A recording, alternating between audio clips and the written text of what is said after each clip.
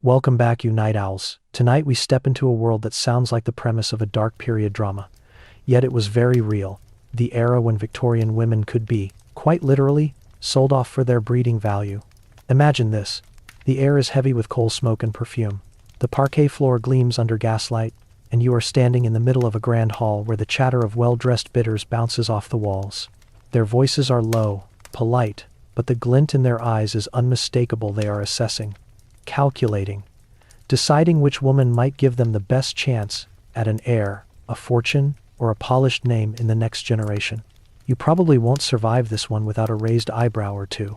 So, before you get comfortable, take a moment to like the video and subscribe, but only if you genuinely enjoy what I do here. And as always, I want to know, where in the world are you listening from, and what time is it for you right now? Now, dim the lights, maybe turn on a fan for that soft background hum, and let's ease into tonight's journey together. You feel the weight of velvet curtains closing behind you as the room hushes. In one corner sits a pale woman, gloved hands trembling in her lap. She's about to be introduced, which in this genteel setting is code for something closer to a livestock auction than a romantic debut. You can almost hear the scrape of chairs as potential suitors lean forward, ready to take mental notes on her lineage, her dowry, her rumored fertility. Some historians point out that while not every transaction was as blatant as a sale, the ritual of public display had the same effect. Women became commodities in lace and silk. The hall is stifling, partly from the heat of bodies and partly from the tension of knowing that this moment could decide an entire life. It was not unusual for fainting couches to be strategically placed, just in case a girl swooned under the scrutiny. You imagine the absurdity. An auctioneer's gavel replaced with a society matron's discreet nod, a starting price whispered behind a fan. The mainstream historical fact here is hard to avoid. Victorian marriage settlements were explicit financial contracts, carefully drafted to secure property transfer and guarantee heirs. These agreements listed not just money but often expectations of issue, a clinical phrase meaning children were part of the bargain. You shift uncomfortably as the first girl rises. She is led forward by her chaperone, posture drilled into perfection by years of instruction. There is a certain irony that while society claimed to protect her virtue, it simultaneously put her on display like a prized racehorse. One quirky tidbit that makes you blink. Some wealthy households actually timed introductions around a girl's menstrual cycle, hoping to advertise her as being at the peak of health. Whether that rumor is apocryphal or not, it captures the chilly logic of the system. The men seated around the room are not merely judging beauty. They are silently tallying connections, calculating what estates might merge if they say yes. You notice one lordling with a monocle scribbling notes about acreage, not about the girl's smile. This is a place where emotions are secondary, marriage is a merger, and the bride is the binding clause. Scholars still disagree on how much personal choice women truly had at this stage. Some argue that clever daughters could negotiate better matches, while others insist the power imbalance was too steep to call it choice at all. You watch this debate play out in miniature right here in front of you. The girl's eyes meet yours for a moment, pleading, before she dips a perfect curtsy. As the next lot is brought forward, the language makes you wince. You notice how the mothers hover nearby, whispering urgent instructions. They know that a daughter who fails to catch a suitor tonight might see her chances dwindle for the entire season. The candles flicker as though in sympathy, casting long, thin shadows that make the whole gathering look like a sinister puppet show. You catch the faint scent of lavender water and starch. This girl was scrubbed and starched within an inch of her life to make the right impression. You can't help but chuckle softly at one small absurdity. Some hosts provided orchestras to set the mood, as though a waltz could soften the hard arithmetic of negotiations. You picture a violinist sighing, as yet another transaction is sealed with a polite bow and a murmured agreement over sherry. The atmosphere is thick with polite conspiracy. As the night wears on, you find yourself cataloging the women as they pass, which is uncomfortably easy to do. Blonde, tall, country-bred, she will fetch a good price for her robust health. Dark-eyed, musically talented, she might bring charm to a cold household. You almost hate yourself for falling into the rhythm of it. But that is exactly how Victorian society worked. The entire room has been trained to view women this way, to see them as solutions to lineage problems. Outside, carriages wait in the fog, their lanterns glowing like watchful eyes. Some girls will leave tonight with an understanding that their future is now tied to a man they barely know. Others will leave in tears, their mothers already plotting another attempt next week.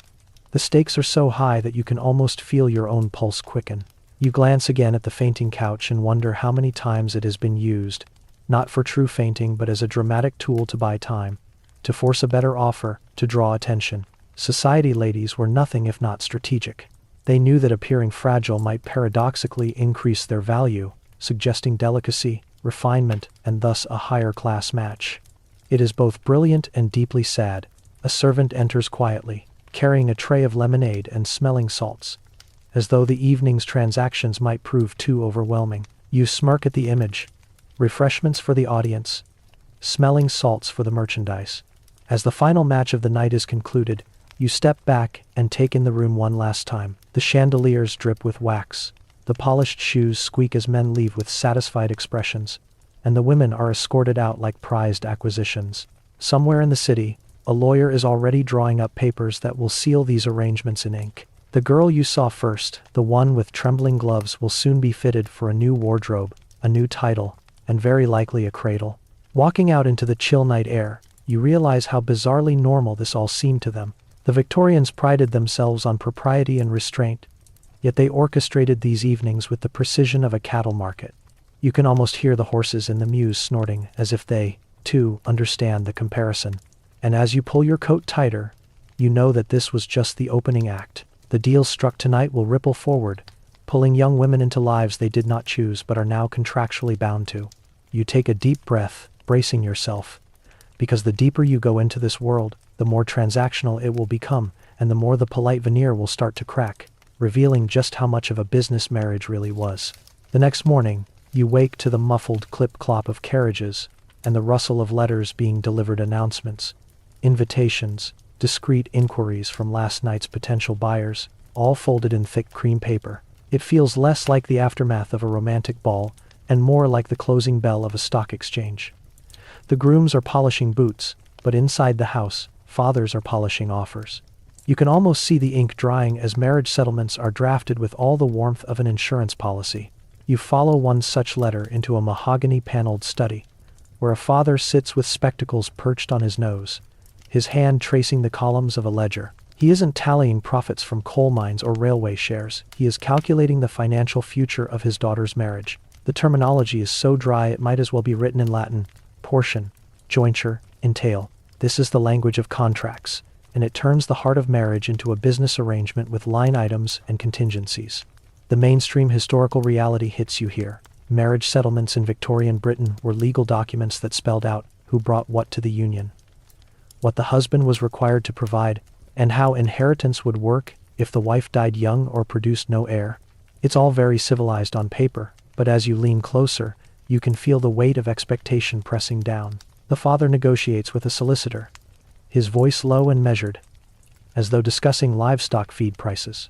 Every clause is about property, land, dowry, future children's rights.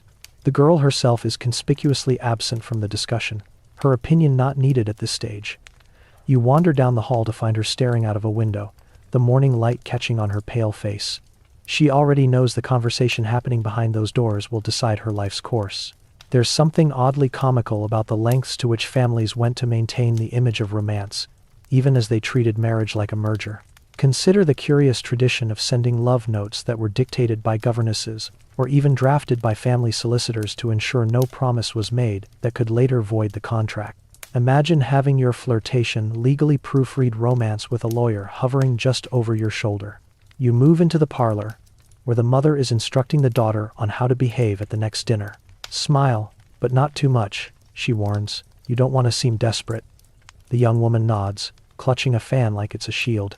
Somewhere in the house, a seamstress is adjusting gowns to show just the right amount of wealth without seeming gauche. The marketplace is already open, and the merchandise must look flawless. Historians still wrangle over whether these settlements protected women or trapped them. On one hand, a well-drafted settlement could ensure a wife's financial security even if her husband died or gambled away the estate. On the other hand, the rigidity of these documents often locked women into marriages they could not escape without losing everything. You think of one poor bride you've read about whose settlement required her to produce a male heir within 3 years or lose her jointure entirely. Talk about performance pressure. A butler enters with a tray of tea, and you notice a small pile of calling cards next to it. Each card is a potential offer, a handshake waiting to happen. The daughter will be paraded again, perhaps at another soiree, or a quiet luncheon with the family of a suitor. You feel the hum of tension beneath the lace-covered civility. This is not merely courtship, it's competition. Outside the study, you catch the faint murmur of a clerk's quill scratching out phrases like, "Trustees shall hold for the benefit of issue." The phrase makes your head spin. Children who don't even exist yet have their legal rights mapped out while their future mother hasn't even decided whether she likes the suitor's sideburns. You wander through the garden for a moment, inhaling the cold air, and notice gardeners clipping roses with precision that mirrors the negotiations inside. Everything in this world is trimmed, pruned, and shaped for display. Even the ivy is trained along the walls like a proper debutante's, back straight and perfect. One quirky bit of lore you can't help laughing at. Some settlements included morality clauses, requiring the bride to uphold certain behaviors or risk forfeiting her allowance. That meant if she was caught reading scandalous French novels, her spending money could literally vanish. Imagine losing your pin money over a Balzac chapter that was too spicy for Victorian taste. Back inside, the atmosphere thickens as the solicitor clears his throat and announces that the settlement is ready for signatures. The father beams with satisfaction, but you can't shake the feeling that the daughter's silence is deafening. Her future is now a ledger entry, and tonight she will smile at dinner as though it were her idea all along. You sit in the corner and watch as the document is sealed with wax. The ritual is almost religious. The drip of red wax, the press of the signet ring, the smell of ink. These papers will outlive everyone in the room, dictating what happens to property and children decades into the future. As evening falls, carriages line up again, and you follow the daughter to a dinner party where her fate is about to be set in motion. The room is full of polite laughter, but beneath it you sense the sharp edge of appraisal. The gentlemen know exactly what has been negotiated. Now they are here to see whether the bride matches the price. You glance around and spot another girl at the table, one whose family is rumored to be nearly bankrupt. She laughs a little too loudly, drinks a little too quickly, and you can see the disapproval ripple across the table like a chill breeze. Her price just dropped in real time. The market is unforgiving. Somewhere near the fireplace, a dowager countess is whispering about a girl who turned down a match and was promptly cut from the will. You can't help but wince. Declining an offer could be ruinous. The stakes are not just social, they are financial survival. As dessert is served, you watch the girl of the house offer a carefully measured smile to her future husband. The deal is as good as done. By the time the last spoon of custard is cleared, the arrangement will be blessed by both families. You step outside to catch a breath of air, the night alive with the creak of carriages and the distant tolling of church bells. Somewhere a clerk is staying up late, copying the final version of the settlement, ready to send it to London for filing. The whole evening has left you slightly dizzy, as though you've been sitting on the floor of a trading pit, surrounded by brokers shouting numbers. You realize that in this world, romance is not so much dead as it is heavily collateralized. You tuck your coat around you and head toward the next chapter of this strange journey, knowing that what comes next will push the idea of breeding value into even colder territory. Morning sunlight glints on silverware as you slip into another household dining room, this time where negotiations are already underway. The table isn't set with tea and toast, but with account books and piles of correspondence. You can almost smell the tension in the air, a mix of ink, sealing wax, and mild panic. Today's task is to settle the size of a dowry, and the stakes feel as high as any gambling den in London. You perch on a chair, unnoticed, as the father argues in clipped tones with a representative of the groom's family. The subject? How many pounds sterling his daughter's hand, and by implication, her womb is worth. Dowries, you soon realize, are the currency of this marketplace. They are bargaining chips, incentives, sometimes outright bribes to secure a marriage that might otherwise never be considered. In this period, it was common for a wealthy merchant to offer a staggering sum to marry his daughter into the aristocracy, effectively buying her a title and securing the family's social climb. Mainstream historical records show that fortunes from cotton, shipping, or railroads often flowed straight into these settlements, bringing much-needed cash to crumbling estates in exchange for a respectable surname. The numbers being tossed around make your head spin. £10,000, 20,000, figures so large they could buy entire villages. The father leans back with a smug smile, confident he can push the figure lower. After all, his daughter is considered pretty, healthy, and accomplished. You can't help noticing that her talents playing piano, speaking a little French, are being weighed alongside her hips and family fortune, like ingredients in a recipe. In the corner sits the mother, clutching her pearls as if squeezing them might add a few £100 to the sum. She is the quiet strategist here, nudging her husband with subtle glances, reminding him not to sell their daughter short. You wonder if she remembers her own dowry negotiations from decades ago, whether she was happy with her price. Once Stu the riddled, one quirky detail pops into your mind. In some families, dowries were itemized, not just in cash but in goods. A girl might bring with her a full set of silverware, an entire wardrobe of custom gowns, or even a prized racehorse as part of her offering. Imagine turning up to your wedding with a chest of teaspoons and a nervous thoroughbred. It sounds like a punchline, but to Victorians, it was serious business. The groom's representative frowns, pointing out that the estate he represents is large and respectable, and therefore, naturally, deserves a higher dowry.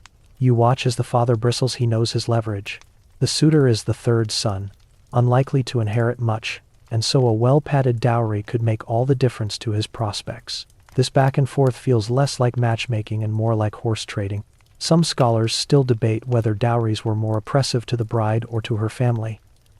After all, not every family could afford a generous settlement. A sister might be left unmarried for years because the family had spent its resources marrying off the eldest. You picture a younger daughter watching today's meeting with dread, calculating whether there will be enough left in the coffers when it's her turn.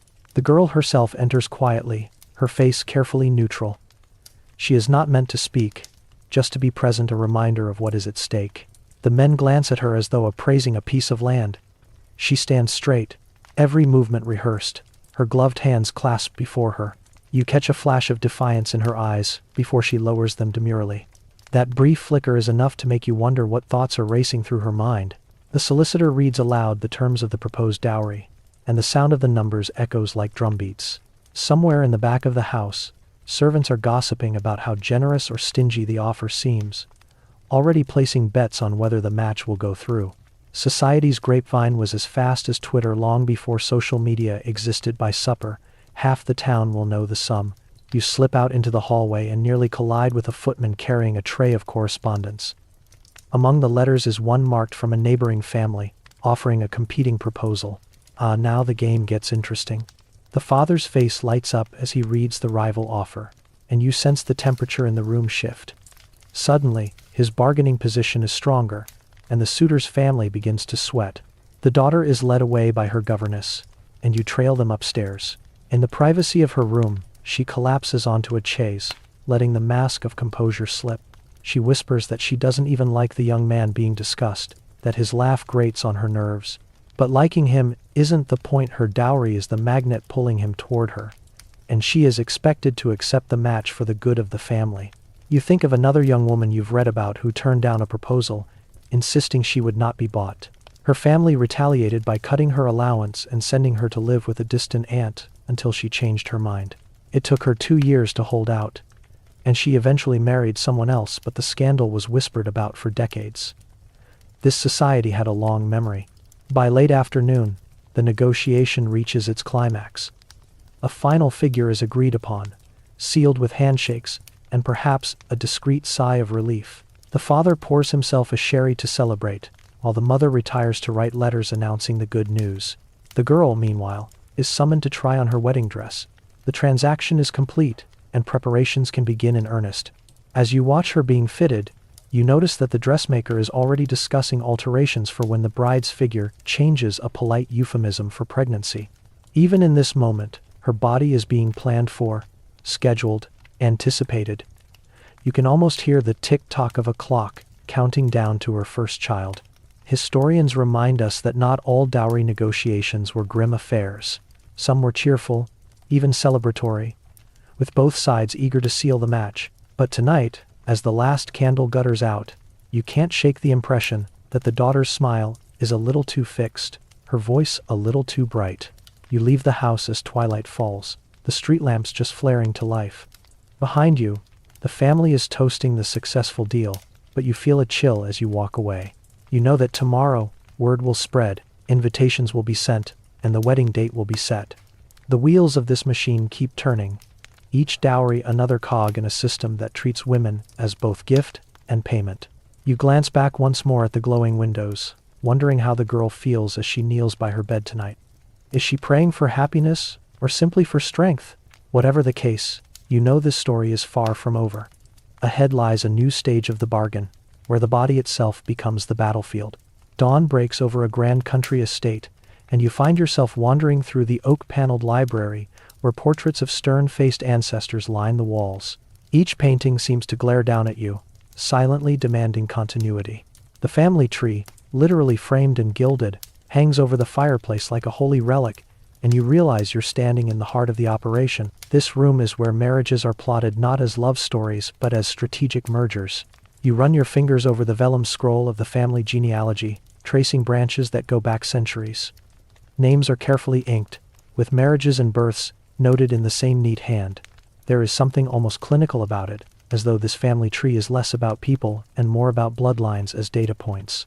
The mainstream historical fact is plain here. Aristocratic families in the Victorian era were obsessed with consolidating land and title through careful marriage alliances. Producing heirs wasn't merely a personal duty, it was a patriotic, even dynastic, obligation. You glance through a half-open door and see the patriarch seated at a desk, quill in hand, reviewing letters from potential suitors. Each letter is weighed against this genealogical map, cross-checked for rank, wealth, and most importantly, lineage. You hear him mutter approvingly when a proposed match strengthens the family's claim to an adjoining estate, frown when another risks introducing instability. You almost laugh at the thought that romance is being treated like a cattle registry, but then you catch the intensity in his eyes and realize there is nothing funny to him about it. In the next room, the mother and her sister are engaged in a hushed but spirited discussion about the bride's prospects. Their conversation is peppered with phrases like good stock, old blood, and sound family. You are struck by how biological the language is. These aren't just relatives, they're breeders. This is where the phrase marrying well takes on its full, almost agricultural meaning. You wander outside into the crisp morning air and find yourself in the estate gardens, where two stable boys are chatting as they brush down a pair of sleek mares. They're comparing notes about which stallion the master will use for breeding this season. The parallel is almost too perfect you can't help but shiver. The idea of selective pairing isn't just for horses here, it's for the family itself. One curious tidbit floats into your mind as you watch them work. Some aristocratic families actually kept detailed breeding journals, recording not only births but also miscarriages and stillbirths, along with notes about the health of each child. These records read almost like stud books, and while scholars argue over how widespread the practice was, enough examples survive to show just how systemic the obsession with bloodlines could be. Inside, the young bride is being measured for her trousseau, while her governess whispers about her duties as a future mother. The girl nods solemnly, absorbing the information like a pupil at catechism. You notice she has a small locket around her neck with a miniature portrait of her late grandmother, a reminder that she, too, was once a bride traded into the family. The weight of expectation is palpable in the way the girl carries herself, as though she already feels the burden of the next generation pressing down on her shoulders. Historians still debate whether these dynastic pressures were harsher on firstborn daughters or younger ones. The eldest was expected to marry brilliantly and secure alliances, but younger daughters often faced equally daunting fates: spinsterhood, or being married off to far-flung cousins, simply to maintain blood purity. Either way, choice was a luxury. By late morning, the suitor himself arrives, escorted into the study for an informal interview with the father. You watch from the doorway as they discuss the proposed match. The conversation touches only briefly on personality or affection, and spends far more time on inheritance law, property boundaries, and the expected number of children. The suitor promises he will take good care of the bride, which in this context seems to mean ensuring she produces a healthy heir quickly. After the meeting, a servant delivers a freshly ironed copy of the family pedigree to the bride's room, as though it were a devotional text she must contemplate before agreeing to the union. You picture her lying awake at night, staring at those branches, wondering where her name will eventually be inked. The afternoon is given over to tea and music, but the atmosphere is anything but light. Every raised eyebrow and whispered comment seems to weigh the girl's value as a future mother. One guest remarks that she has fine childbearing hips, a comment that makes you choke on your imaginary biscuit. It is meant as a compliment, but you can see the girl's cheeks flush. Some families went so far as to consult amateur phrenologists, those Victorian enthusiasts who believed the shape of the skull could predict character and intellect. There's an almost comic absurdity to the image. A man running calipers over a girl's head and declaring her suitable for motherhood. Yet such pseudoscience was taken seriously enough to influence decisions in certain circles. As evening falls, the decision is all but made. The engagement will be announced next week, and the families are already drafting plans for the wedding. The bride sits at her writing desk, penning a carefully worded letter to a childhood friend, describing her good fortune in terms that sound suspiciously like a press release. You step out into the garden once more, where the stars glimmer faintly overhead, and think about how much weight this one union carries. It is not just about two young people, it is about land, power, continuity, and the pride of an entire lineage. The night air feels heavy with history, as though generations past are watching, approving, perhaps even demanding the match. Walking back toward the manor, you pass by the stables again, hearing the restless stamping of horses in their stalls. The metaphor is unavoidable. Just as the mares are paired with stallions for the sake of improving the herd, so too are these young women paired with men for the sake of strengthening the family line. You find the thought unsettling but eerily logical in the context of this world. Inside, candles are being snuffed one by one, and the house sinks into quiet. Somewhere upstairs, the bride is already asleep, dreaming perhaps of children she has not yet conceived, of portraits not yet painted, of her name inscribed on a future branch of the family tree. Tomorrow, her destiny will be set in motion, and soon she will step into a role that is less about who she is and more about what she can produce. You climb the stairs yourself, pausing at the library one last time. The fire has gone out, but the family tree still glows faintly in the moonlight streaming through the windows. You almost think you see the empty space where her name will go, waiting, patient, inevitable. And as you turn away, you realize that this is only the beginning. The wedding will seal the alliance, but the real test, the production of an heir, still lies ahead. The pressure will only intensify, and with it, the sense that this entire system sees women not as individuals but as links in a never-ending chain. The bells of the village church are still echoing in the distance as you step into the manor nursery, which has been freshly prepared despite the fact that no baby exists yet. The room smells of beeswax polish and lavender sachets, and the rocking cradle sits like an expectation in solid mahogany. You run a hand over the soft linen sheets, realizing that this nursery is not just a sentimental touch, it is a statement. It says to every visiting relative and neighbor, we are ready to produce the next heir. From the moment a Victorian bride stepped out of the church, the clock started ticking. Within days, relatives might send subtle letters asking about her health, which was code for whether she was pregnant yet. The mainstream historical fact here is that aristocratic families were under immense pressure to produce a male heir as quickly as possible, lest the estate pass to distant cousins under strict entail laws.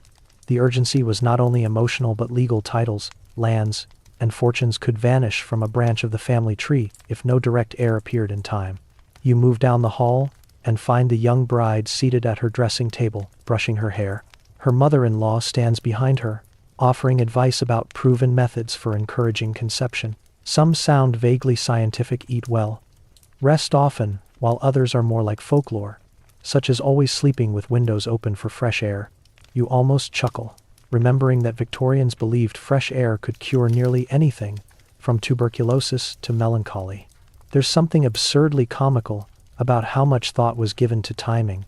Families would consult almanacs to choose auspicious nights, and some couples even scheduled honeymoons around what doctors referred to as the wife's fertile season. One quirky detail you can't stop picturing. Some households kept a small calendar discreetly marked with symbols indicating the bride's cycle, so that no opportunity to conceive was wasted. It turns intimacy into something closer to military logistics.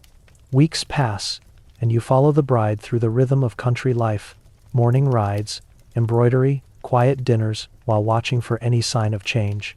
Servants begin whispering about her complexion, whether she looks paler than usual, whether she has taken to drinking more milk. You marvel at how the entire household behaves like a team of detectives waiting for a clue. Historians still debate how much pressure women felt personally versus what was projected onto them by society. Letters from the period suggest that some young wives were genuinely eager to fulfill their duty, seeing motherhood as their highest calling. Others, however, confessed in private diaries that they dreaded the ordeal of pregnancy, having seen too many sisters or cousins die in childbirth. You can almost hear that inner conflict in the bride's soft voice when she asks her maid whether childbirth really is as bad as they say. One afternoon, you find yourself seated in the drawing room with the ladies of the house as they flip through illustrated magazines. There are cartoons poking fun at air-hungry aristocrats, with caricatures of lords pacing nervously outside nurseries. You smile at the satire, but you know the humor masks a real anxiety. A failure to produce a son could have disastrous consequences. And then, one morning, the house erupts into excitement. The bride is said to be in expectation. The phrase is whispered with a mix of relief and triumph. You notice that even the servants seem to hold their heads a little higher, as though the whole estate has been vindicated. The father-in-law writes immediately to the family solicitor, who begins drawing up contingency plans in case the child is a boy. Yes, even before birth, the estate is already being rearranged on paper to prepare for the heir's arrival. As the months pass, you witness the strange combination of reverence and scrutiny that surrounds the expectant mother. She is treated almost like a fragile artifact, no sudden movements, no stress, no rich puddings that might upset her digestion. At the same time, her health is everyone's business, publicly discussed at dinner, in letters, in church, pew whispers. It's as though her body has become public property the moment conception was suspected. Somewhere between the third and fourth month, you overhear a heated discussion about the possibility of twins. The grandmother seems delighted, while the father-in-law mutters about doubling the risk. You can't help but smile at the contrast, one person thinking of adorable bassinets side by side, the other thinking of estate finances. One quirky tidbit from the medical literature of the time makes you snort softly. Some doctors recommended that pregnant women avoid listening to disturbing music, lest it upset the baby's temperament in the womb. So no Wagner for you, just gentle waltzes and hymns, please. The idea was both touching and ridiculous, but it shows how much weight they placed on shaping the perfect heir even before birth. As the due date approaches, the atmosphere in the house becomes almost theatrical. Extra nurses are hired, the best physician in the county is summoned, and the midwife makes a discreet inspection of the room. You hear the maids discussing the color of the layette as though it were a military uniform. Everything must be just so, no detail too small when the future of the estate is at stake. When the labor finally begins, you can hear muffled prayers from the downstairs parlor. The men pace the hallways, cigars burning low in the ashtrays. Hours stretch like days. You can almost feel the tension in your chest as a cry finally rings out, not just the baby's but a collective exhalation from the entire house. It's a boy. The announcement is made with solemn joy, and the church bells ring out once more, this time in celebration. Champagne corks pop, letters are dispatched to relatives, and the solicitor adds the infant's name to the family papers before the ink of his birth certificate is even dry. The mother is pale, exhausted, but smiling faintly.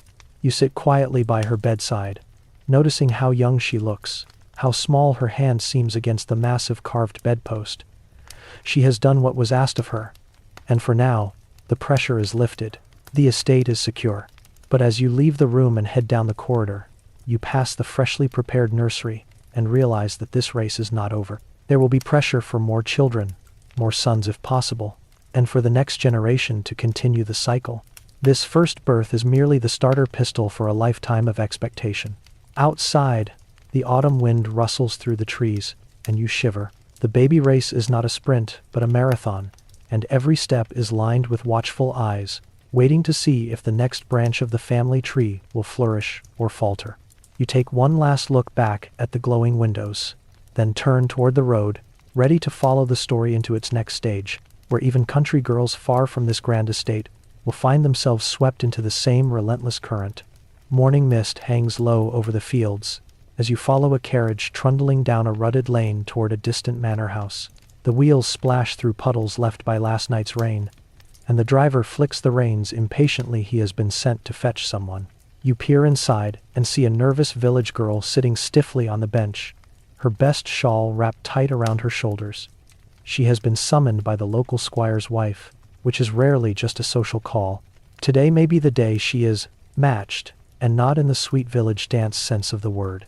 When the carriage arrives at the big house, the girl is ushered into a breakfast room where sunlight glints on china and silver.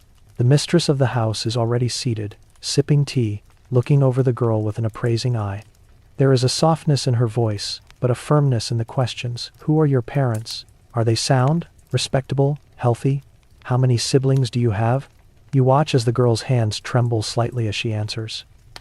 It feels like an interview for a job she never applied for. This is how rural matchmaking often worked. Wealthy landowners scouted for suitable brides among the daughters of tenant farmers, village clergy, or neighboring gentry. The mainstream historical fact is that country marriages were often arranged to consolidate property, secure reliable alliances, or bring fresh vitality into a family line that was running thin. These matches were practical rather than romantic, though the language of love might be sprinkled on top to make the arrangement more palatable. You glance out the window and see the girl's father waiting by the gate, hat in hand, speaking with the steward. He knows that a good match here could mean better tenancy terms, perhaps even an offer to purchase a small cottage outright. A bad impression could mean the opposite: poorer grazing rights, or a lease not renewed. The stakes ripple far beyond the girl's own fate. Inside, the squire's wife rises and leads the girl into the drawing room, where portraits of past mistresses watch solemnly from the walls. The young master is there, leaning against the mantelpiece, trying to look casual. You can tell he has been briefed on the girl's virtues. She is modest, of good constitution, and comes from a family with no known scandals. You can almost hear the invisible checklist being ticked. One quirky tidbit you recall makes you grin despite yourself. In some rural areas, it was common for the girl's family to send a basket of eggs or butter to the big house after a successful first visit, as a kind of rustic engagement token. Imagine sealing a marriage alliance with a dozen eggs. Sweet, but also slightly absurd. The conversation continues, light at first, then turning toward practicalities. Will she be willing to move into the estate cottage after the wedding? Can she handle the management of dairymaids? Does she know her letters? The girl answers quietly, her cheeks pink. This is not so much courtship as it is an audition for a lifetime role. Historians still disagree on how coercive these arrangements were. Some argue that rural brides were often happy with their matches, finding stability and a step up in status. Others insist that the social pressure left them little choice, and refusal could spell hardship for the entire family. Watching this girl twist her shawl in her hands, you suspect the truth lies somewhere between those extremes. After the interview, the girl is invited to stay for luncheon, where she sits silently at the long table while the family eats. You notice how the servants observe her too, as though sizing up their future mistress. Even the house dog sniffs around her skirts, as though passing judgment. That night, you trail her back to her village, where the neighbors are already curious. Word spreads fast here by morning. Everyone will know she visited the manor, and speculation will be running wild. Some women will be envious, others sympathetic, and a few perhaps bitter that their own daughters were not chosen. In the weeks that follow, you watch as the girl's visits to the manor become more frequent. She learns the rhythms of the household, sits in the sewing room with the mistress, and is shown the gardens she will one day supervise.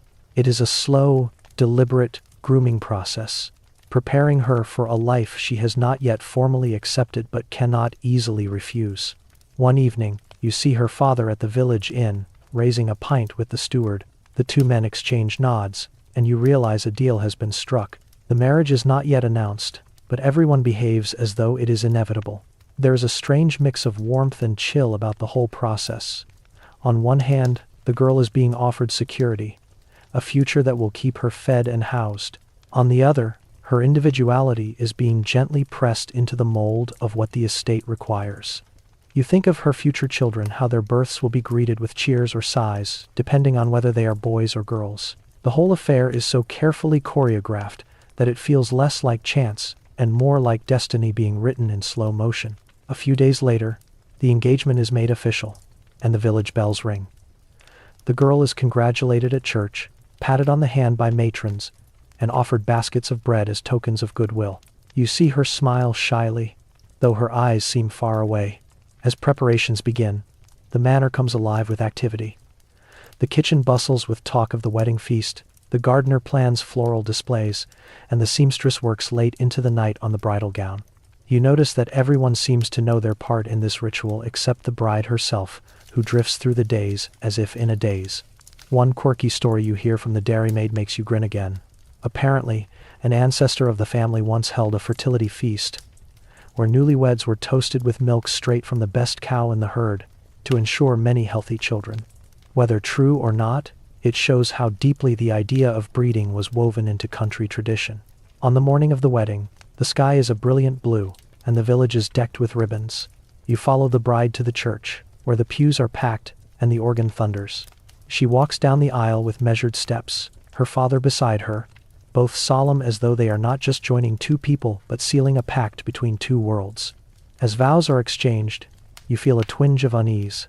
The words sound sacred, but you know that beneath them lies a practical contract, a merging of property lines, a quiet calculation of heirs to come.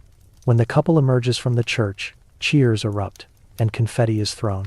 The bride smiles, but you wonder whether she smiles from joy or from relief that the uncertainty is over.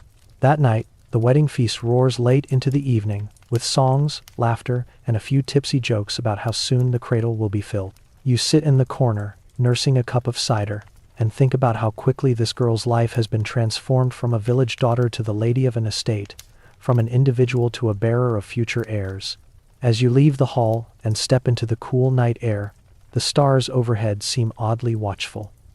You know this is just one story among hundreds, perhaps thousands, repeating across Britain during this era. Country girls brought into the orbit of country estates, each one pulled into the gravitational force of lineage, land, and legacy. You turn back for one last look at the manor, glowing warm against the dark, and wonder whether this girl will find happiness here or whether, like so many before her, she will simply learn to endure. The manor is quiet this morning, except for the ticking of the long case clock in the hallway.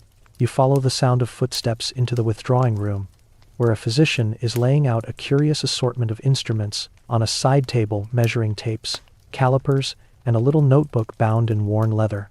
He removes his gloves with a snap, nods to the mistress of the house, and explains that he is here for a premarital examination. The words hang in the air like a faint chill. You step closer, fascinated and unsettled in equal measure. The physician, who looks more like a mathematician than a doctor, asks the bride to stand straight, lift her chin, and walk across the room. He notes the symmetry of her gait, the width of her hips, the robustness of her posture. The mainstream historical fact is that Victorian medicine often merged with social expectation. Physicians were called upon to attest to a bride's health, fertility potential, and soundness, much as a vet might examine a prized mare.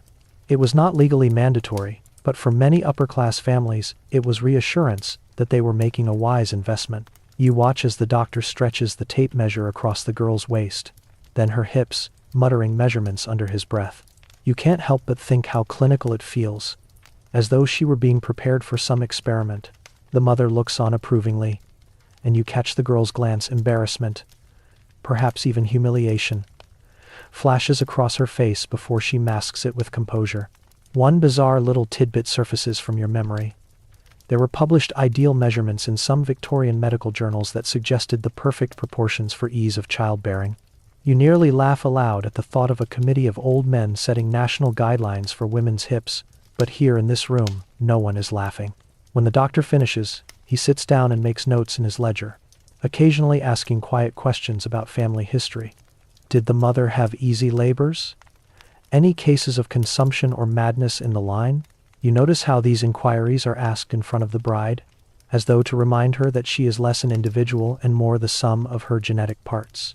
Historians still argue whether these examinations were taken seriously by all families or if some were little more than theater. Some evidence suggests that physicians were pressured to give a clean bill of health, no matter what they found, lest the marriage negotiations collapse. You imagine a doctor diplomatically omitting mention of a minor ailment to avoid scandal.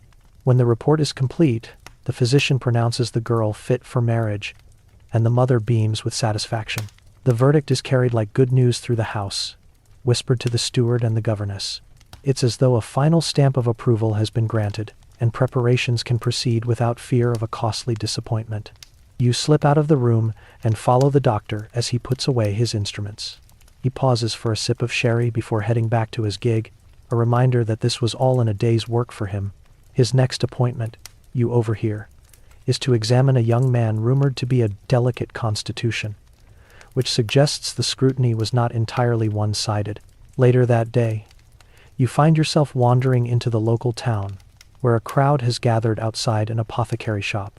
Inside, a different kind of medical advice is being dispensed, bottles of bride's elixir, promising to strengthen the female system and promote healthy conception. The labels are covered with flowery language, but you suspect the ingredients are mostly sugar, alcohol, and a dash of hope. You chat with an old woman in the corner, who swears by her recipe for a fertility tonic milk boiled with nutmeg and a sprig of rosemary. Whether it works or not, she claims several babies in the village owe their existence to it. The charm of her confidence makes you smile. Back at the manor, preparations shift into overdrive. A seamstress arrives to make final alterations to the bridal gown, taking measurements once more. The bride stands stiffly on a dais as pins are jabbed and skirts are swirled around her. A living mannequin. You notice that everyone fusses over her figure, as though they are already planning for the maternity gowns that will follow. In the evening, a small dinner is held, and the bride's excellent health is toasted. The suitor smiles proudly, as though he personally had a hand in ensuring her measurements were ideal. The entire affair feels half celebratory, half transactional, like a business dinner where the acquisition target just passed inspection. One humorous moment cuts through the solemnity. A tipsy uncle raises a glass and jokes that they should measure the groom's hips as well, to ensure the children have somewhere to sit. The table erupts in laughter, and even the bride smiles shyly. For a moment, the pressure lifts, and the whole business feels almost human again. But as the candles burn lower, you sense the weight settle back in. The doctor's report will be filed away, the wedding will proceed, and soon the real test will begin, not just whether she can bear children, but whether she can do so quickly and safely enough to satisfy both families. You leave the room and step out onto the terrace, where the cool night air smells of roses and wet stone. Above you, the stars glimmer coldly, as though keeping score of every match made, every airborne. You think about how strange it is that science, which should be about discovery and curiosity, was harnessed here as a tool of control, measuring women's bodies to ensure they fit a role designed for them. As you walk away from the house, the image of the measuring tape lingers in your mind, looping and unlooping like a snake. You know that this scrutiny will not end with the wedding night. Every pregnancy, every stillbirth, every child's health will be noted, compared, discussed, as though this young woman were an experiment running for the benefit of future generations. In the distance, you hear the faint sound of a church clock striking the hour, and it feels like a countdown. Somewhere upstairs, the bride is lying awake, wondering whether she has passed every test, whether she will live up to the numbers written in that little leather notebook. And you, walking under the stars, can't help but wonder too. The next chapter of this quiet drama unfolds in the long shadow of the manor's drawing room curtains, where gossip thrives like ivy climbing the stone walls outside. You arrive just as the ladies have gathered for afternoon tea, the china rattling softly while the conversation buzzes with something far juicier than embroidery patterns. Someone leans in and whispers that a neighboring couple married for 3 years still has no child. Eyebrows lift, fans flutter, and the speculation begins in earnest. This is where you see how fragile the whole system really is. The mainstream historical truth is that infertility, or simply delayed conception, was a matter of public concern, not private sorrow. Entire estates could hinge on whether a baby arrived within the first year. If no heir appeared, tongues wagged, and solutions were quietly sought. Sometimes this meant trips to spas, for the wife's health, other times discreet consultations with physicians, and, as you soon learn, sometimes it meant solutions that strayed into murky ethical waters. You slip down a hallway and find yourself near the library, where two gentlemen are having a hushed but urgent conversation. You catch phrases like heir in name only and for the good of the estate. The implication is unmistakable. There are rumors of children brought in from distant cousins, even entire babies swapped at birth to maintain the family line. Historians still debate how common such substitutions actually were, but you can sense from the tone of this conversation that it was at least imaginable enough to keep people awake at night. One quirky tidbit comes to mind. There were cases where midwives were paid handsomely to stay quiet if a baby was stillborn, while another infant, sometimes the child of a servant, was quietly placed in the cradle to save the family from scandal. It sounds like the plot of a melodramatic novel, but contemporary court cases and parish records hint that it did sometimes happen. You drift back toward the tea table, where the conversation has turned toward annulments. A dowager recounts in hushed tones how a marriage was quietly dissolved last year because the couple failed to fulfill their duty. You sense the unspoken horror in the room. If a woman could be set aside for failing to conceive, none of these ladies were truly safe until they had produced a child.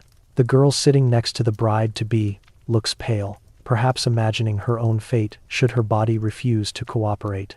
Later that evening, you find yourself at a dinner party in the city, where the men are gathered in a smoky billiard room. The talk is looser here, lubricated by brandy. One man brags that his wife is doing her duty splendidly and expecting her third child in as many years. Another jokes darkly that he might have to find another supplier if his own wife does not produce a son soon. The laughter that follows is good-natured, but sharp-edged. You can feel the sting hidden inside. As the weeks pass, the gossip only grows. You hear whispers about a local lord who allegedly hired a physician to examine his wife monthly, keeping records as though she were a breeding mare. You overhear servants whispering that one young bride was sent back to her parents after a year of barrenness, her trunks packed with barely worn gowns. Yet there are also moments of solidarity among the women.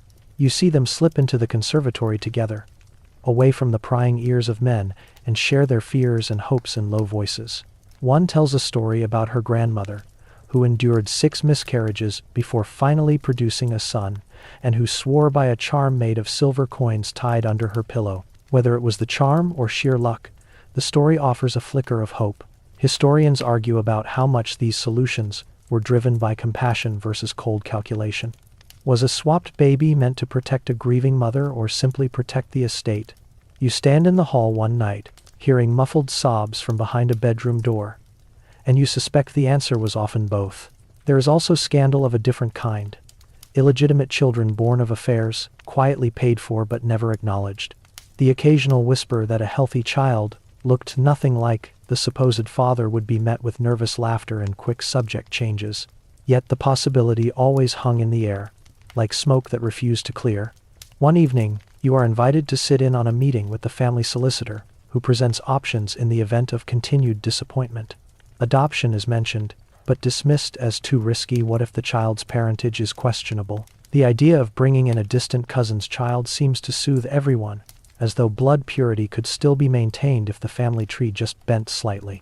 Outside, you walk the gardens in the moonlight, reflecting on the double standards at play. Men could father children elsewhere without much consequence, but women who failed to produce heirs bore the full weight of blame. You imagine the psychological pressure, the sleepless nights, the furtive prayers whispered into pillows. The next morning, a letter arrives announcing that one of the local couples has finally conceived. The news spreads through the village, like a spark through dry grass. Bells are rung, servants chatter, neighbors call with congratulations. The relief is collective, almost palpable, as though the entire community had been holding its breath. You watch the bride smile at the announcement, a mixture of joy for her friend and anxiety for herself. She has not yet conceived, and the comparisons will only intensify now. Even the servants will be watching her a little more closely, noting whether she looks pale in the mornings, whether she declines wine at dinner. One quirky story filters in from the village midwife, who swears she once swapped 2 newborns for the good of the house. Whether it's true or simply a bit of self-mythologizing, the tale sends a shiver down your spine. You wonder how many family portraits in these great halls are smiling faces that never knew they were someone else's child. As night falls, you retreat to your room and stare out at the darkened countryside. The manor windows glow like watchful eyes, guarding secrets you'll never fully uncover. Somewhere, behind those curtains, lives are being reshaped, names protected, scandals smothered before they can reach the light of day. And as you lie back, you realize that these secrets are not just footnotes, they are the quiet machinery that kept the system running. Without the cover-ups, the substitutions, the whispered arrangements, The facade of perfect lineage might have collapsed. The cost was borne by the women, the children, and even the men who were told to look away. The house is silent now, but you know that tomorrow, the gossip will start again, the pressure will mount again, and the cycle will continue an endless dance behind heavy curtains, where the truth is always just out of reach.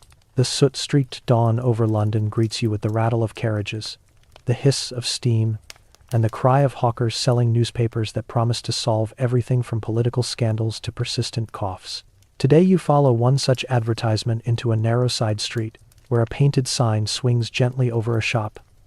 Dr. Horatio Blythe's Institute for Conjugal Vitality. The name alone makes you pause, but curiosity pulls you through the door. Inside, the air smells faintly of camphor and sweet tonics. Bottles gleam on polished shelves, each with ornate labels. Elixir for the bride, husband's invigorating drops, motherhood syrup. Behind the counter stands a man in a neat waistcoat, his expression a mixture of medical authority and carnival barker charm. He gestures you toward a display of pamphlets promising certain remedies for barrenness. Be sure face Farge. This is where the modern world begins to creep into the ancient business of breeding. The mainstream historical fact is that the Victorian era saw a boom in patent medicines and self-styled fertility experts. Some were trained physicians experimenting with the latest theories about reproduction, but many were opportunists cashing in on desperate couples willing to try anything. You leaf through a pamphlet that recommends everything from cold baths to vigorous horseback riding to encourage conception. In the back room, a young couple sits nervously as Dr. Blythe lectures them on scientific timing. He pulls down a chart of the female anatomy, partly accurate, partly guesswork, and traces the optimal days with a pointer. You can tell he is both educated and improvising. The wife blushes crimson. The husband clears his throat awkwardly, but they nod obediently, taking notes as though studying for an exam. One quirky detail catches your eye. On the doctor's desk lies a brass contraption shaped like a small bellows. He explains that it is a womb syringe designed to assist conception by keeping the husband's contribution where nature intended. You almost drop the pamphlet you're holding. It's part medical device, part Victorian Rube Goldberg machine. Outside the shop, you notice a street vendor selling mother's pills with a wink and a promise that they will regulate the female system. You know that some of these pills were intended to prevent pregnancy rather than promote it. But in the world of hushed parlors and desperate prayers, the line between the two was deliberately blurred. Historians still debate how effective these remedies actually were. Some argue that the placebo effect alone might have eased stress enough to improve fertility rates, while others point out that many concoctions contain dangerous levels of mercury, lead, or opiates that could harm mother and child alike. You shudder to imagine what was swallowed in the name of producing an heir. Following the trail of this burgeoning industry, you make your way to a fashionable spa in Bath, where women in white muslin gowns sip mineral water said to restore vigor to the womb. The spa is bustling with nervous young wives, their mothers, and occasionally their husbands, all convinced that a few weeks of soaking in sulfurous baths will coax a baby into being. The air smells faintly of eggs, the water leaves a mineral taste on your tongue, but the hopeful atmosphere is contagious. Later, you slip into the lounge, where ladies exchange recipes for fertility teas. Raspberry leaf, pennyroyal, even a sprinkle of ground pearl for the wealthiest among them. One woman insists that standing on one's head after intimacy guarantees conception, and the others titter nervously. You can't decide whether to laugh or sympathize. This is the quiet panic of a generation that measured its success in bassinets filled. One particularly eccentric expert you hear about is a gentleman in Manchester who claims that wearing certain colors, preferably blue on fertile days, increases the chances of conceiving a boy. You picture couples draping their bedrooms in blue curtains, determined to sway the odds. Back in London, the medical journals buzz with debate about new theories. Some doctors argue that fertility is influenced by diet and recommend hearty meat-based meals, while others swear by abstinence for several weeks to build strength. The recommendations contradict each other so thoroughly that you can see how the average couple must have felt like they were being tossed about on a sea of conflicting advice. One evening, you attend a public lecture by a well-known physician who demonstrates, with the aid of a chalkboard, how female seed and male seed must be perfectly balanced for conception. The audience is rapt, though you suspect half of them are simply scandalized to hear such things discussed aloud. The lecturer receives a round of applause, and copies of his pamphlets sell out before the ink is dry. Meanwhile, charlatans flourish in the cracks of respectability. You visit a back-alley apothecary where a man with a crooked grin sells powders guaranteed to ensure a strong boy heir. The smell is sharp, almost metallic, and you back away quickly, suspecting that whatever is in those powders is more likely to produce poisoning than progeny. Despite the danger, demand only grows. You ride through the foggy streets at dusk, past posters advertising everything from galvanic belts to electromagnetic womb stimulators. The Victorian faith in progress means that no invention is too outlandish to try. Some women, you learn, even subjected themselves to experimental surgeries meant to clear obstructions, risking infection in an era when antiseptic practice was still in its infancy. Historians still argue whether these interventions helped more than they harmed. Some credit them with the gradual decline in childlessness among aristocratic families, while others insist that the improvements were largely coincidental, driven by better nutrition and overall health. As night falls, you find yourself back in the quiet of a country manor where a bride you've been following drinks her prescribed tonic obediently, despite the bitter taste. She glances at the empty cradle in the corner and sighs softly. You can feel her yearning in the air, heavy as the scent of beeswax polish. Downstairs, the men raise a toast to continued good fortune, as though willing the future into existence by sheer optimism. You notice the father-in-law slip a small envelope into the doctor's pocket, a payment, perhaps, or a thank you for his discretion. When you leave the house and walk into the cool night, the city's bustle still echoes in your mind. The clinking bottles, the sales pitches, the fervent promises of cures. The industrial age has brought steam engines, telegraphs, and railways, but it has also brought an entire economy of hope, fear, and desperation wrapped in glass bottles and labeled in elegant script. As you look up at the stars, you realize that for all the progress, the outcome remains uncertain. No tonic, no chart, no galvanic belt can guarantee what these families want most: a healthy child, an unbroken line. And so the search will go on, the bottles will keep selling, and the quiet prayers will continue in bedrooms across the country. The scene shifts to a London townhouse lit by a dozen gas lamps, where the atmosphere hums with conversation and clinking glasses. Tonight's gathering is not a debutante ball but something far more pointed. A quiet meeting of those seeking advantageous remarriages. You step into the drawing room and immediately sense the difference. These are not shy girls on their first outing but widows and heiresses, dressed in somber silks or gleaming satins, depending on which message they wish to send. The air is thick with calculation. You hear the rustle of skirts as one wealthy widow glides across the room, her every movement deliberate. She is in her early 30s, still beautiful, and more importantly possesses a fortune that her late husband left securely in her control. This makes her a magnet for suitors who might otherwise ignore a woman no longer in the bloom of youth. The mainstream historical fact is that widows in Victorian England, especially those with independent incomes, became some of the most sought-after matches in the marriage market. A widow could bring not just money, but also proven fertility, if she had children, a reassurance for families worried about barren matches. You watch as a young baronet approaches her, bowing with the perfect amount of deference. His estate, you've overheard, is in serious debt, and a match with this widow could rescue him from ruin. The conversation is polite, even flirtatious, but beneath it you can hear the subtext: her fortune for his title, her womb for his future heirs. One quirky tidbit catches your attention as you move toward the refreshment table. There are actual widow clubs, where members shared tips on how to negotiate remarriage settlements to their advantage. Some advised refusing to remarry unless the man agreed to let the woman keep control of her first husband's fortune, essentially ensuring she would not lose autonomy.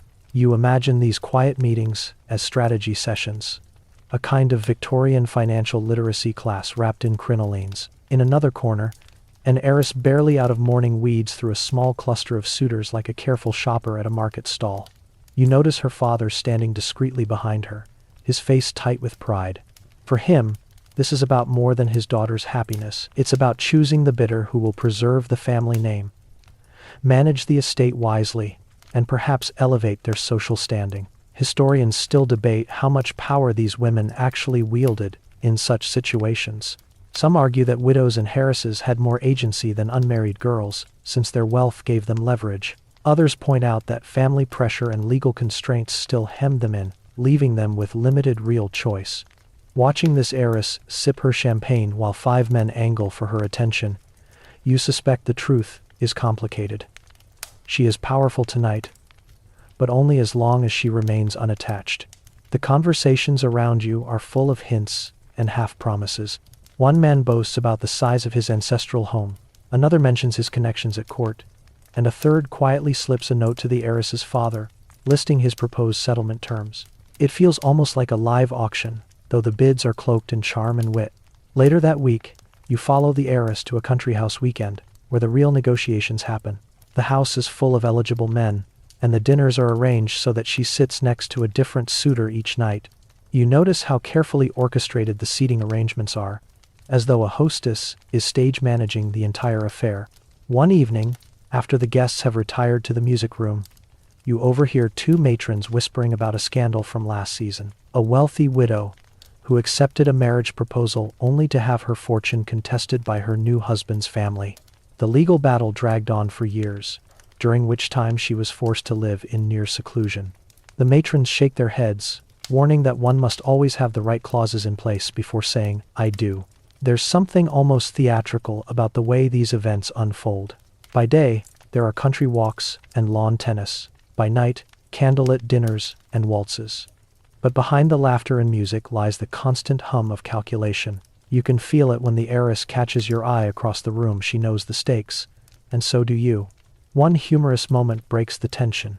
A mischievous little boy, the hostess's son, announces loudly that he heard his father say they were selling the heiress to the highest bidder. The room freezes, then erupts into nervous laughter. The boy is hustled off to bed, but the comment lingers like smoke. Historians point out that such transactions sometimes became quite literal. Newspaper advertisements were placed for wealthy widows seeking respectable husbands, with careful mention of their income and proven fertility. Imagine opening your morning paper to find what amounts to a matrimonial stock listing sandwiched between shipping news and theater announcements. As the weekend draws to a close, you witness the moment when the winning bidder is chosen.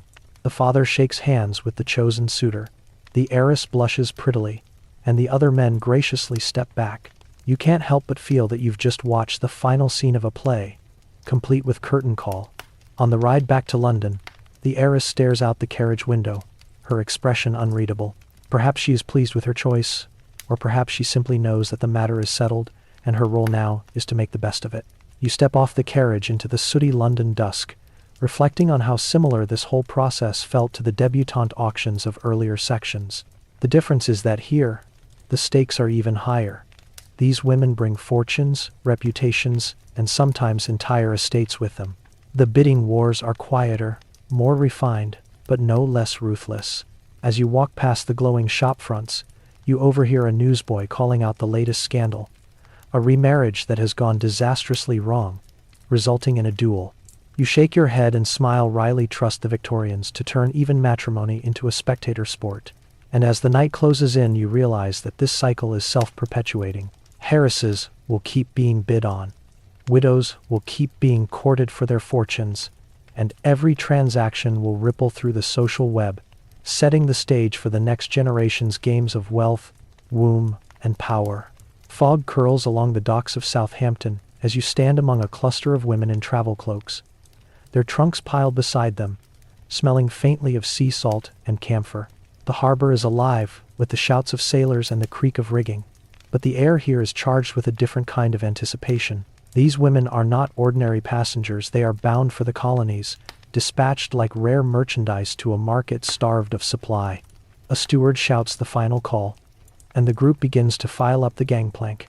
You follow, feeling the planks sway beneath your feet.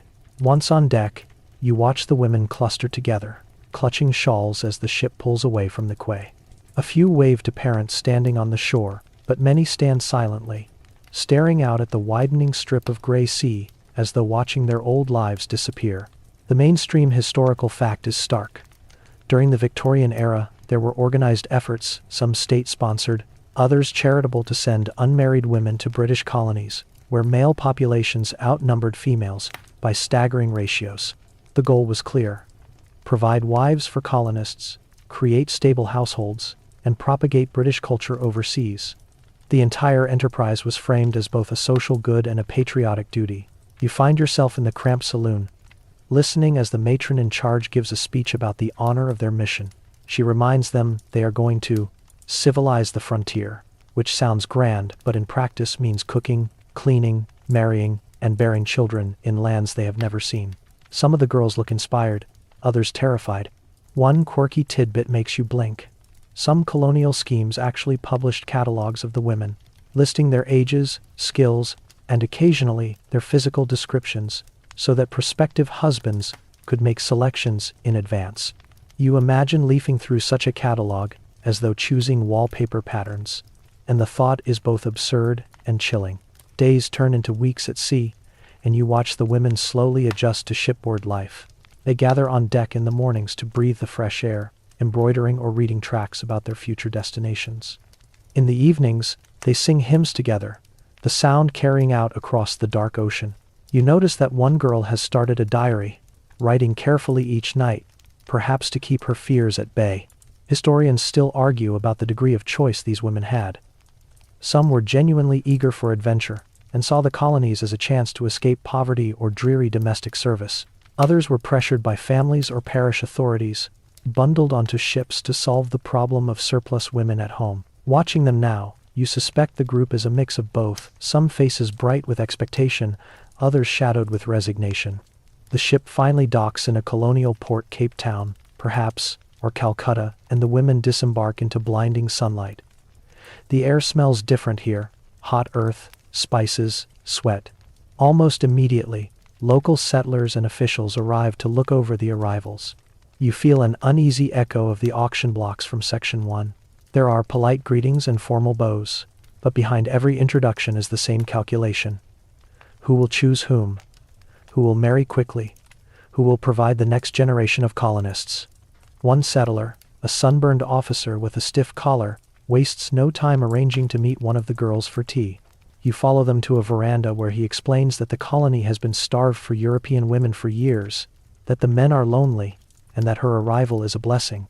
The girl smiles nervously, nodding at the appropriate times. You sense that she already knows she is as good as engaged.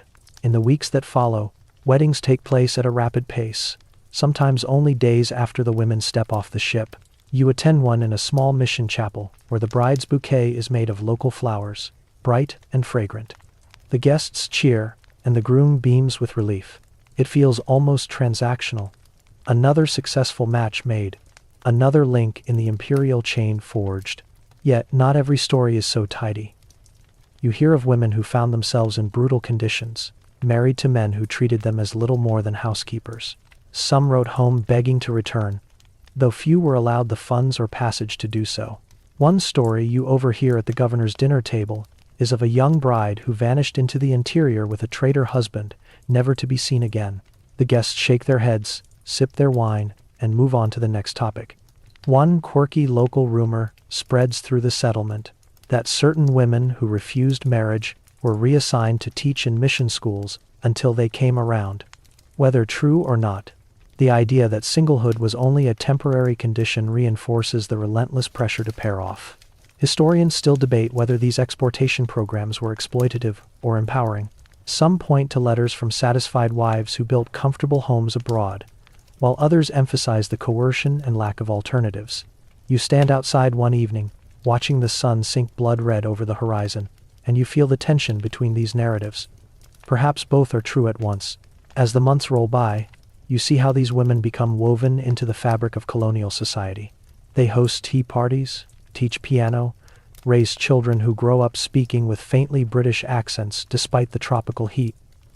Their presence is celebrated as proof that the colony is becoming properly civilized. But you also notice the toll it takes. The graves in the churchyard are heartbreakingly small, marked with the names of young mothers who died in childbirth or of infants who never saw their first birthday. The price of building this new society is steep, and it is paid, again and again, by women's bodies. You walk through the settlement one last time, past the veranda where the first tea meeting took place. The girl you followed is now a wife, her hair pinned in a severe bun, her figure slightly rounded with pregnancy. She smiles politely as she passes, carrying a basket of bread, but there is a faraway look in her eyes. As you board the ship back toward England, the wind whipping salt spray across the deck, you look back at the shrinking shoreline. You know that another ship will soon arrive with more girls, more bright faces ready to be matched and married, and that the cycle will repeat until the empire no longer exists. The sea stretches before you, endless and gray, a reminder that for every woman who chose this life, another was sent unwillingly. The waves rock the ship gently, like a cradle, and you realize that the empire was, in a sense, cradled on the backs of these women, exported, displayed, and expected to populate a world they barely had time to learn.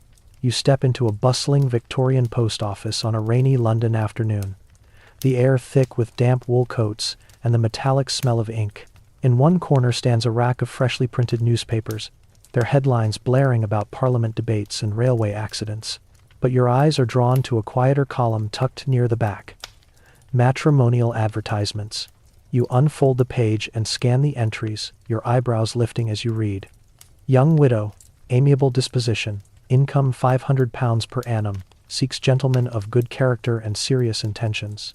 Another reads, well-educated lady, excellent health, fond of country pursuits, would make cheerful wife, childbearing strongly desired.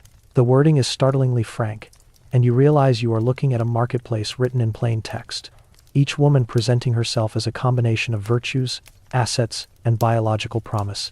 The mainstream historical fact is that Victorian newspapers regularly ran matchmaking ads, particularly in the latter half of the century. These were often read aloud in drawing rooms with a mix of curiosity and scandalized giggles. Some were respectable, others less so, but all shared one thing: a directness about marriage as a transaction. You picture lonely men in distant towns reading these notices over their morning tea, circling potential brides with the same deliberation they might use to choose a new horse. You follow one of these ads into a tidy office run by a matrimonial agency. Behind a polished desk sits a clerk who produces a ledger as thick as a parish register. He flips through pages filled with women's names, ages, incomes, and in some cases, little notes about their temperament: mild, spirited, delicate health but charming. You nearly laugh at how casually these lives are summarized in neat copperplate script. One quirky tidbit leaps out at you: some agencies charged more for women, proven to have already borne healthy children, advertising them as guaranteed fertile. It is as jarring as reading a horse breeder's catalog, and yet here it is, bound in leather, and regarded as perfectly respectable. You watch as a prospective husband sits down to make his selection. He wears a slightly rumpled coat, his hair still damp from the rain. The clerk reads him several candidates, describing not just their incomes but their robust constitutions. The man nods thoughtfully, tapping his chin, then requests to be introduced to the one who enjoys rustic life, as he has a farm in Sussex and needs a capable mistress for the dairy.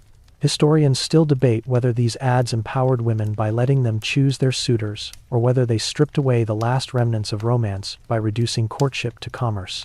You can see both sides as you watch a young woman sit at the agency's desk later that afternoon, dictating her own advertisement. Her voice trembles slightly as she instructs the clerk to include her proficiency at piano and her fondness for children. She smiles shyly, perhaps hoping the right man will read her words and picture her as the perfect future mother. You leave the agency and make your way to a coffee house where men gather to read the latest papers. Several are huddled over the matrimonial section, trading comments in low voices. One scoffs at an ad he thinks too forward. Another jokes that he might send a reply just for sport. And a third is quietly, earnestly copying down an address. You sense that behind the humor, there is real longing here, an ache for companionship, for a future that feels secure. As you walk the streets, you notice other forms of advertisement as well. In the windows of certain shops are discreet notices of social clubs and dancing assemblies that exist purely to bring eligible men and women together. There are even pamphlets advertising lectures for those seeking suitable spouses, a kind of proto-speed dating event for the pious and respectable.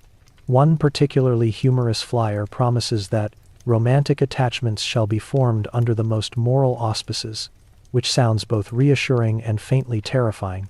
You imagine rows of young women sitting stiffly while ministers lecture on the virtues of industrious wives and fecund mothers, before being ushered into a hall to meet the men who have been promised the same sermon. You slip into one of these events, one rainy Thursday evening. The hall is warm and smells faintly of coal smoke and wet umbrellas. A piano tinkles softly in the corner, and young women line the walls, their cheeks flushed, their gloves pristine. The men stand in awkward clusters, some staring at the floor, others puffing themselves up like nervous birds. When the dancing begins, the atmosphere loosens slightly, but the purpose is never forgotten. You overhear a matron whispering to her niece, "Smile, dear, and remember to mention your health." The niece nods and steps forward to dance with a man who introduces himself as a barrister seeking domestic tranquility and sons. Would said her friend. One curious anecdote you recall fits perfectly here. There were published success stories in some magazines, featuring couples who met through advertisements, accompanied by glowing testimonials. "I was a lonely gentleman of 50, one might read, but thanks to this paper, I now have a cheerful wife and 3 fine children." You picture Victorian readers smiling approvingly, reassured that the system works.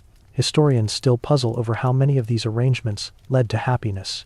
The records show plenty of marriages and plenty of children, but the private diaries sometimes tell a more complicated story of mismatched temperaments, of women feeling like they had sold their youth too cheaply, of men realizing that a robust dowry did not guarantee a cheerful disposition. You wander out into the gaslit street, the rain now little more than a drizzle, and watch a lamplighter making his rounds.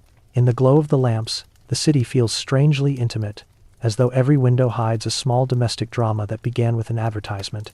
Somewhere, a girl is reading the paper aloud to her mother, deciding whether to place a notice. Somewhere, a widower is penning a careful reply by candlelight, hoping it will be well received. The bells of St. Paul's toll in the distance as you turn toward your lodging. You realize that these advertisements, so blunt, so transactional, were not just about love or even about heirs. They were about survival, about shaping the future in a world where being alone could mean social and economic precarity. As you climb the stairs to your room, you imagine tomorrow's paper arriving with fresh notices, fresh hopes, fresh bargains. The cycle will continue, as inevitable as the tide on the Thames, carrying women and men toward each other with the steady pull of duty, fortune, and the relentless expectation of children yet to be born. Spring arrives with a splash of horse-drawn carriages, and London transforms into the grandest stage imaginable. You find yourself at Hyde Park's Rotten Row just as the afternoon promenade begins. The gravel path crunches under the hooves of glossy thoroughbreds, and the air is filled with the mingled scents of leather, lilacs, and ambition. Debutante season is underway, and every family with a daughter of age is now on display. You watch as a row of carriages glides past, each carrying pale-faced girls in fresh gowns, their heads turned just so, their smiles carefully calibrated. The mainstream historical fact is that the London season was a highly choreographed social circuit, where daughters of the gentry and aristocracy were presented to society, most famously at the Queen's drawing room, and then paraded through balls, musicales, and garden parties with one primary goal, securing a husband. The stakes are high. A girl who fails to make a match this season risks being branded a wallflower, or worse, facing another year of even fiercer competition. You follow one girl's experience closely. This is her first season, and her family has spared no expense. Her gowns are Paris-made, her dance card monogrammed, her hair arranged in the latest style. Yet her nerves betray her as she sits stiffly at the edge of the ballroom during her first major event, her gloved fingers twisting the silk fan in her lap. Every eye seems to be watching. You can feel the scrutiny like heat on your skin. Matrons assessing posture. Eligible men weighing fortunes against beauty. Other girls quietly hoping she will stumble so that their own chances might rise. You sense the competitive edge sharpen as the orchestra strikes the first waltz. One quirky tidbit you recall about the season makes you smile wryly. It was common for dance cards to be completely filled before the evening even began, arranged through careful family negotiation. That means a girl could, in theory, walk into the ballroom knowing exactly who she would dance with all night, as though following a pre-written script. You picture a mother smuggling in extra pencils to erase the names of less desirable partners if a better offer suddenly appeared. Historians still debate whether this system was liberating, allowing young women to meet many potential suitors in a socially safe environment, or oppressive, subjecting them to relentless judgment. You watch as your debutante is finally led onto the dance floor, her cheeks flushed. For a moment, she seems to enjoy herself, spinning under the chandeliers as the violins swell. But then you see her glance nervously toward her mother, who is making subtle signals with her fan. Stand straighter, smile more, charm him. After the dance, the girl is steered toward a promising bachelor, introduced with the careful flourish of a master of ceremonies. You notice how quickly the conversation turns to property, his estate in Kent, her dowry figure whispered discreetly by her chaperone. The romance is there, perhaps, but it is buried under a mountain of arithmetic. Evenings blur into one another.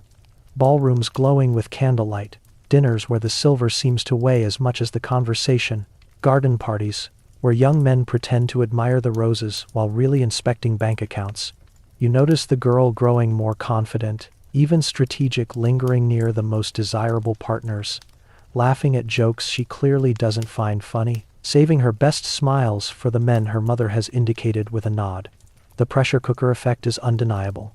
A single misstep, a torn hem, an awkward remark, even being seen in the wrong corner of the room could damage her prospects. You see her retreat to the retiring room one evening, her hands shaking slightly. She takes a deep breath, powders her nose, and forces her expression into something serene before stepping back into the fray. One night, a scandal breaks out. Another debutante is spotted slipping into the garden with a man who is definitely not her official suitor. By the next morning, the story is all over the breakfast tables, her reputation shredded. Your girl's mother shakes her head and tightens the leash. See, one slip, and you are ruined. Yet, there are also moments of levity. You catch a glimpse of her and her friends giggling behind their fans as they rate the eligible men by the size of their whiskers. Someone whispers that one bachelor's fortune is mostly imaginary, and the girls dissolve into helpless laughter. Even here, under all this pressure, they find ways to rebel in small, delicious ways. Historians still puzzle over how much real affection grew out of these carefully arranged seasons. Some marriages were clearly love, matches letters survive, filled with tender phrases and pressed flowers, but others read like business deals.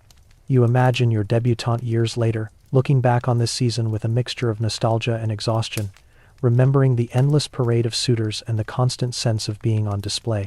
At the end of the season, she finally receives an offer. The news is delivered over breakfast, her father looking pleased, her mother triumphant. The suitor has good lineage, a comfortable estate, and most importantly, no hint of scandal. The girl smiles dutifully, though you notice the brief flicker of relief cross her face. She has survived the gauntlet. The engagement is announced, the invitations sent, and you attend the final ball of the season, which doubles as a celebration of her triumph. As she waltzes with her fiancé, her face glows in the candlelight, but you wonder whether she feels victorious or merely grateful that the ordeal is over. Walking out into the cool night air, you take a long breath. The music still drifts from the windows behind you, and you can picture the next crop of debutantes already being groomed for next year's circuit. The machine never stops. The pressure cooker resets with each spring. And somewhere inside that ballroom, another girl is sitting with a half-empty dance card, glancing nervously around the room, knowing that the clock is ticking, and that society is waiting to see whether she, too, will make a match before the season runs out. The bells of Street George's barely stop ringing after the wedding before the questions begin. You step into the bride's new home, a grand house with heavy velvet curtains and a staff of servants. And already you hear the whispers. Any news? One maid asks another as they polish the silver. They are not talking about politics or parish matters, they are talking about the possibility of a baby. The pressure is relentless. Months pass, then a year, and no happy announcement arrives. The drawing room grows quieter, the conversations more guarded. The mainstream historical fact is clear. In Victorian society, a wife's primary duty was to produce heirs, and failure to do so was often considered a moral or physical failing on her part, regardless of the husband's health. The family solicitor has even drafted a letter detailing what would happen to the estate if no issue should be born of this union. It is meant to be a practical precaution, but its very existence weighs heavily over the breakfast table. You follow the bride now the wife, as she makes her rounds of the house, her footsteps echoing on the marble floors. She glances at the nursery, which remains pristine, its cradle empty, its curtains never drawn. The sight makes her turn away quickly, her jaw set. At night, she lies awake, staring at the canopy above her bed, listening to the tick of the mantel clock like a countdown to judgment. Gossip seeps in like damp. At church, she hears the faintest murmurs when she passes. At dinner parties, there are sympathetic glances, pitying smiles. The worst is when someone cheerfully suggests a tonic or a spa treatment, as if the solution were as simple as changing a hat. One quirky tidbit that makes you wince. Some women were advised to jump off a chair immediately after intimacy, believing it would help matters. You can almost see the poor wife dutifully hopping like a trained performer, desperate to please. Historians still argue whether society blamed women more harshly than men for childlessness. Officially, men were rarely tested for fertility, and the assumption was nearly always that the wife was at fault. You overhear the husband's mother suggesting with a thin smile that her son should consult a London specialist, but the implication is clear. The specialist should treat the wife, not the husband. The husband grows restless. You see him spending more time away from the house, riding out to friends' estates, lingering longer at the club. When he returns, he is quiet, withdrawn, as though trying not to show disappointment. The wife notices, of course, and her efforts redouble. More doctors are summoned, more potions consumed, more prayers whispered at night. Then the worst blow falls. A younger sister produces a healthy baby boy, and the announcement arrives in a cream-colored envelope edged with joy. The wife forces a smile as she reads it aloud, but you see her fingers tighten on the paper until it crumples. The household staff exchange glances. They know what this means. The family line is safe, but not through her. Soon after, the whispers grow crueler. You overhear a conversation between two ladies at a garden party. Such a shame, so pretty, and yet so useless. The words hang in the air like a curse. There are desperate solutions. You hear talk of adopting a relative's child, or of arranging a discreet cure in a spa rumored to have miracle results. There is even a scandalous suggestion from one bold friend that the wife take a lover to see if the fault truly lies with her husband. The wife flushes red and refuses to speak to the woman for weeks afterward, though you catch her later in the chapel, weeping into her gloves. One particularly tragic case you hear recounted is of a lady who produced only daughters 3, 4, 5 and was still considered a failure because no son appeared. She died after her 6th confinement, and the family crypt inscription praises her obedience and fortitude in a tone that sounds suspiciously like an apology. The husband's family begins to put pressure on him to consider his duty. You overhear a private conversation where the words annulment and separation are mentioned. The wife is not told outright, but she senses it, and her health begins to falter. She grows pale and thin, her once bright eyes dulled by the constant strain. Historians point out that some childless women found ways to build meaningful lives despite the stigma. They became patrons of charities, mentors to nieces and nephews, even writers or reformers. But here, in this household, you see no such freedom offered. The wife is kept close, her schedule controlled, her purpose narrowly defined. One night, after another fruitless consultation with a London doctor, she locks herself in her sitting room and burns the little layette she had embroidered in hope. The smoke curls toward the ceiling, carrying away months of suppressed longing. You stand in the doorway, feeling the heat on your face, and realize you have just witnessed a private funeral for the future she imagined. The next morning, she appears at breakfast, perfectly composed, as though nothing happened. But you notice that her gaze no longer lingers on the nursery door. Something inside her has shifted, perhaps a surrender, perhaps a grim acceptance. You leave the house that afternoon and walk along the hedgerows, the spring air full of birdsong. Behind you, the house looms large and silent, a monument to expectation. You know the wife will continue to play her part, attend dinners, smile when spoken to. But the pressure that once made her anxious now seems to have pressed her flat, like a flower pressed between the pages of a book preserved but no longer alive in the same way. And as the sun sets, you understand why Victorian fiction is full of tragic heroines who fade away. It is not just a literary trope, but a reflection of what happened to real women whose worth was measured only by the children they could bear. The morning sun streams into a lecture hall at the Royal Institution, catching dust motes that dance in the air like tiny golden specters. You slip into a seat near the back, as a gentleman with a tidy beard and a stack of notes takes the podium. He begins to speak about a subject that seems to electrify the crowd, improving the human stock. The phrase makes you sit up straighter, because you know this is not just idle chatter. This is the Victorian scientific mind turning its gaze toward reproduction itself. By the mid to late 1800s, you learn. Science was no longer content merely to measure hips and prescribe tonics. The mainstream historical fact is that this era saw the birth of what would later be called eugenics, an attempt to control and improve the human population by encouraging certain pairings and discouraging others. You watch as the lecturer sketches a chart showing desirable traits such as intelligence, industriousness, and robust health, all of which, he claims, could be strengthened through careful marriage. The audience nods approvingly, and you feel a chill. The language is polished, even idealistic, but the subtext is chillingly familiar.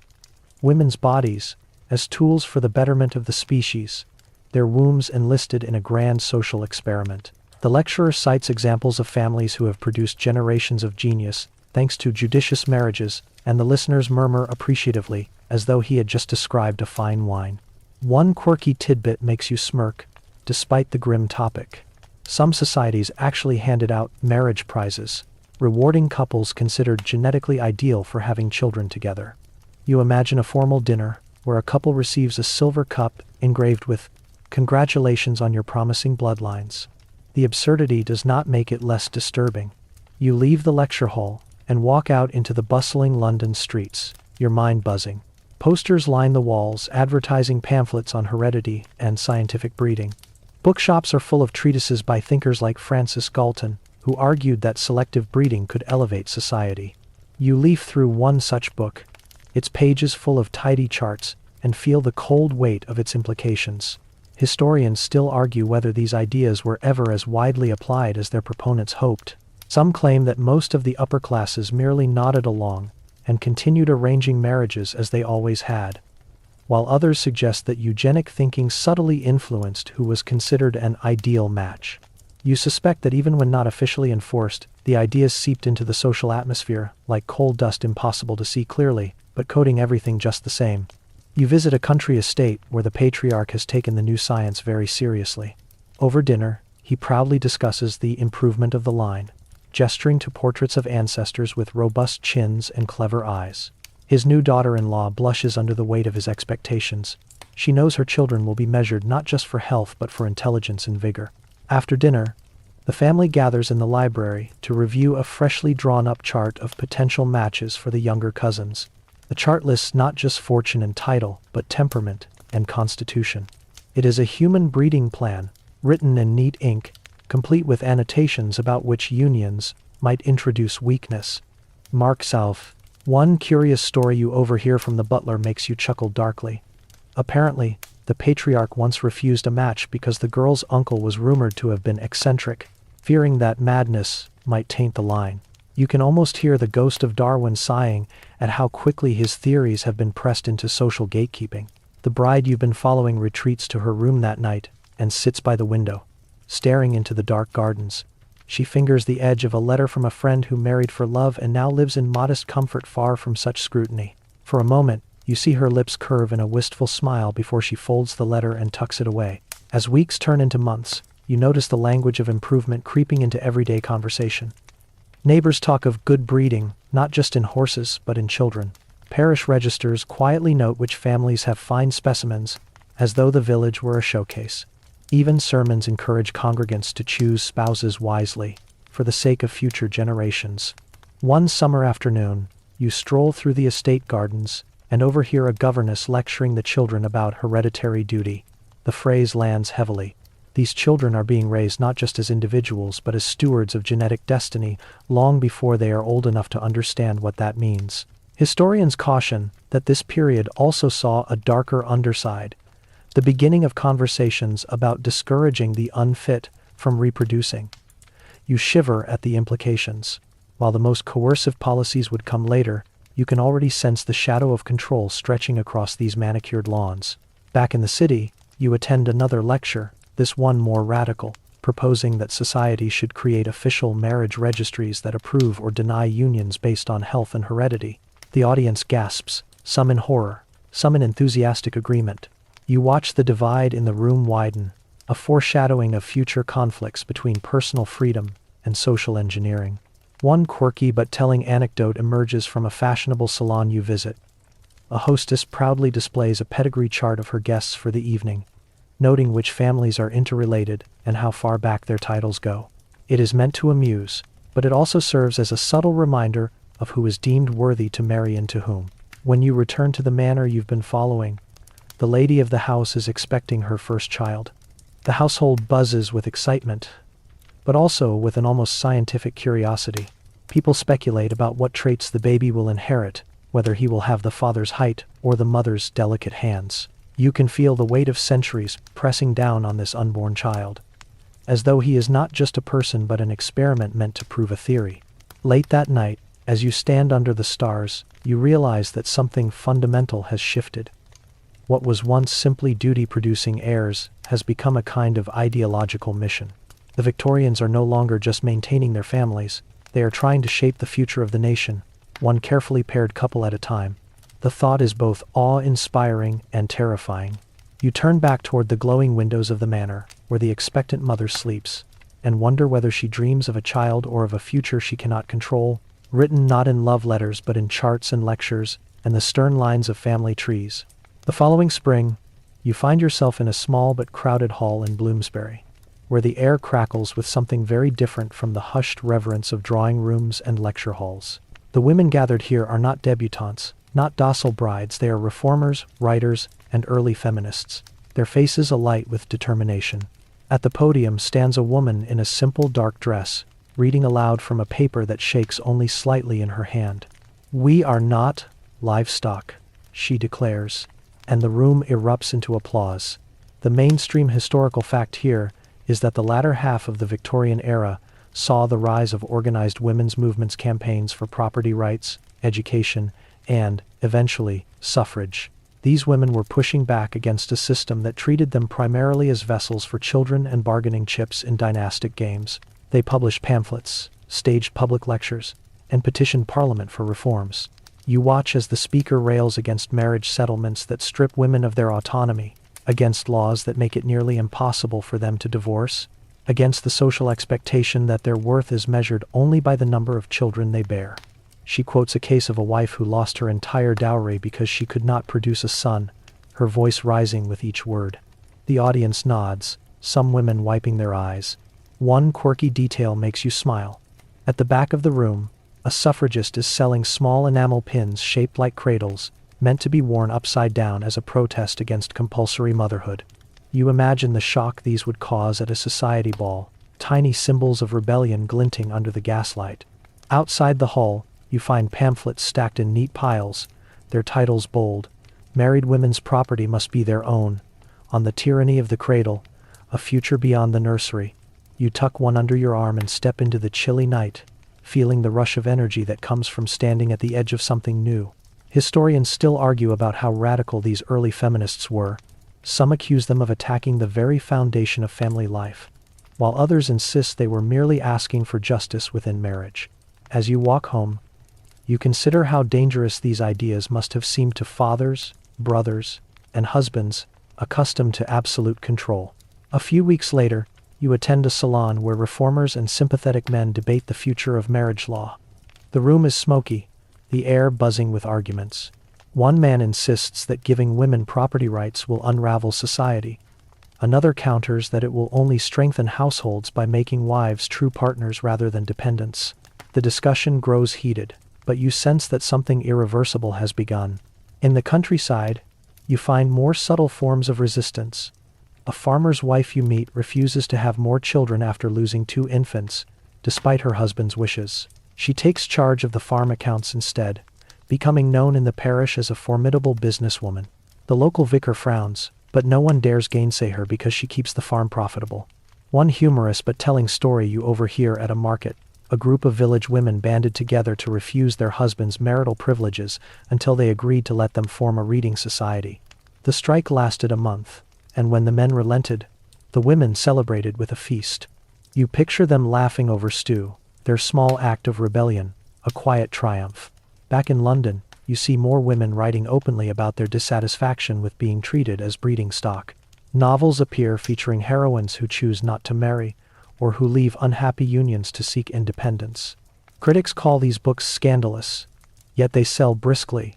You can almost hear the sigh of recognition from readers who feel seen for the first time.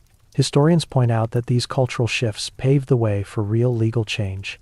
The Married Women's Property Act of 1882 granted wives the right to own and control property in their own name, a seismic shift that made it harder to treat women as mere conduits for wealth. You sense the ripple this law sends through society. Suddenly, a bride's fortune cannot be entirely absorbed into her husband's estate, and her leverage increases. You visit a house where this change has just taken effect. The father signs the marriage settlement with a reluctant flourish, knowing that the money will remain legally his daughter's. The groom smiles a little tighter than before. He will not have quite as free a hand with the funds. In the corner, the bride hides a satisfied grin. Yet, even with these victories, the pressure to bear children does not vanish overnight. You hear one reformer argue that true freedom must include the right to decide whether or not to have children at all. The audience gasps audibly. This is a line few dare to cross. But the seed of the idea is planted, and you know it will grow. One rainy afternoon, you sit by a fire with a widowed aunt who has taken up writing essays about women's education. She shows you her latest piece, which argues that a woman's mind deserves as much cultivation as her womb. Her laugh is sharp and warm as she says, "They call us shrill now, but wait until they hear our daughters." Historians still debate whether these voices of resistance truly shifted the cultural consensus or merely chipped at its edges. But as you leave that fireside, stepping into the damp London evening, you feel the ground subtly moving beneath your feet. Change may be slow, but it is inevitable. In the distance, you see the glow of a drawing room window where another young bride is being fitted for her wedding gown, her future mapped out for her as surely as ever. And yet, somewhere in her trousseau trunk might be a pamphlet tucked under the linens, a whisper from the women you just left. A whisper that says, it does not have to be this way forever. You walk on through the mist, the sound of carriage wheels and distant church bells mixing with the faint echo of applause from the hall. The women inside are still speaking, still writing, still organizing. The pressure to conform is powerful, but the counter-pressure of rebellion is rising like a tide. And as you look up at the sooty London sky, you imagine a day, perhaps not soon, but someday, when daughters will no longer be measured solely by their hips or their dowries, when the nursery will no longer be the only room where a woman's worth is proven. The fire crackles softly in the old country manor as you sit in the library, leafing through a thick, leather-bound volume of legal documents. The air smells of dust and beeswax, and every page you turn carries the faint rustle of centuries. This is where you see how deeply the past has been written into the fabric of the present. The marriage settlements, dowry agreements, inheritance clauses, each one a fossil record of how women's bodies and futures were traded like precious commodities. The mainstream historical fact is that change did come, slowly but surely. The series of Married Women's Property Acts passed in the late 19th century gave wives the right to own and manage their own money, something nearly unthinkable a few decades earlier. You run your finger over a clause from 1882, written in crisp copperplate, declaring that a wife may now retain control of her earnings. It looks so tidy on the page, so small a sentence, and yet you know it was a revolution. Still, the customs did not vanish overnight. You imagine a drawing room in the 1892, where the matriarch still insists on checking the family tree of every suitor, where the nursery remains the true measure of a marriage's success. Laws may have changed, but habits are harder to kill. You watch as a young bride in one of these houses kneels to light the fire in her sitting room, her belly round with her second child, and wonder if she even knows that her property is legally her own now. Perhaps she is too busy surviving the day-to-day rituals of running a household to stop and notice. Walking through the village, you see signs of both progress and persistence. The vicar's wife now lectures girls about choosing wisely, but also reminds them they have legal recourse if they are mistreated. The local solicitor posts notices about property rights in the shop window, but next door, the dressmaker still whispers about which girl has good breeding hips. The old vocabulary lingers like smoke in the rafters. One quirky bit of lore makes you smile. Even after the legal changes, some families insisted on mock settlements, symbolic documents with no real legal force, just to feel that the old tradition had been honored. Imagine going through all the pomp and signing a paper that means nothing simply because your grandmother would have insisted. Historians still debate how far-reaching these legal reforms really were. Some argue that they merely tinkered at the edges, leaving women trapped by social expectations. Others contend that they laid the groundwork for genuine autonomy in the 20th century, empowering women to seek education, work, and even political office. As you stand in the shadow of a great oak tree on the estate, you feel the weight of that debate, the sense that progress is never linear but more like a spiral, looping back before it moves forward. You are invited into the manor's study where the current master of the house, a rather bookish man, shows you the newly updated family papers. He points to a section that ensures his daughters will inherit equally with his sons, thanks to recent reforms to entail law. His voice is almost reverent as he says, "It is only just." You realize this is a quiet revolution, one family at a time, choosing to end centuries of preference for male heirs. After dinner, the conversation drifts to the future. One of the daughters announces her intention to attend Girton College, and though her grandmother gasps, no one forbids it. Times are changing. The girl smiles shyly, aware that she is stepping into a path that was barely imaginable to her mother at the same age. Later, as you stroll through the manor's gallery, you notice that the portraits have changed too. Among the stern-faced patriarchs is now a painting of a lady in academic robes, her gaze level and confident. You cannot help but wonder how the ghost of the original matriarch might feel, seeing a descendant celebrated for her mind as well as her marriages. The churchyard tells another story. Gravestones from earlier centuries list women only as wife of or mother of, but the newer ones include occupations, achievements, even epitaphs of affection that have nothing to do with childbirth. It is a subtle shift, but you feel it in your bones. Women are beginning to be remembered as individuals, not just conduits for bloodlines. In the nearby town, you watch a magistrate sign papers granting a widow full custody of her children without contest. A few decades earlier, that would have been almost impossible. The widow's face lights up as she leaves the court, her veil lifted to reveal tears of relief. For her, the law is no longer an enemy but a shield. And yet, the old expectations still whisper. You overhear a conversation at the tea table about a young wife who has been married 2 years with no children. The tone is sympathetic but firm. Perhaps she should see a doctor. Even as the law evolves, the social contract still insists that her true success will be measured in swaddling clothes. One curious practice you discover is the rise of eugenic marriage advice bureaus around the turn of the century, where couples could seek counsel on whether they were a fit match. They present themselves as scientific but feel like an echo of the old matchmaking halls, only now draped in the authority of modern medicine. Historians still argue whether these bureaus were progressive or coercive, offering knowledge or perpetuating control. You suspect both can be true. Information can liberate, but it can also pressure, especially when everyone in society seems to be watching your choices. As night falls over the estate, you sit once more by the library fire. The crackle of the logs feels like the sound of centuries crumbling and reforming. You think of the women whose lives you have followed, those paraded on auction blocks, those sent overseas, those who drank dubious tonics, those who whispered rebellion, and you realize that each one pushed the needle forward, however slightly. The world outside is still imperfect, still full of inequities, but something fundamental has shifted. A girl born tomorrow will have more choices than her grandmother, more legal protection than her mother, and perhaps if the voices of reform keep shouting, more freedom than she dares to dream. You close the heavy book of legal papers, place it back on the shelf, and feel the weight lift a little. Change, you realize, is slow, but it is coming. The walls that confined women for centuries are cracking. Brick by careful brick, under the pressure of law, custom, and sheer persistence. And as you step outside into the cool night, the moon glinting off the damp grass, you think that somewhere, deep in the earth, the old bones of the women who endured are smiling. The manor house feels older tonight, as though the weight of centuries has settled into its beams and bricks.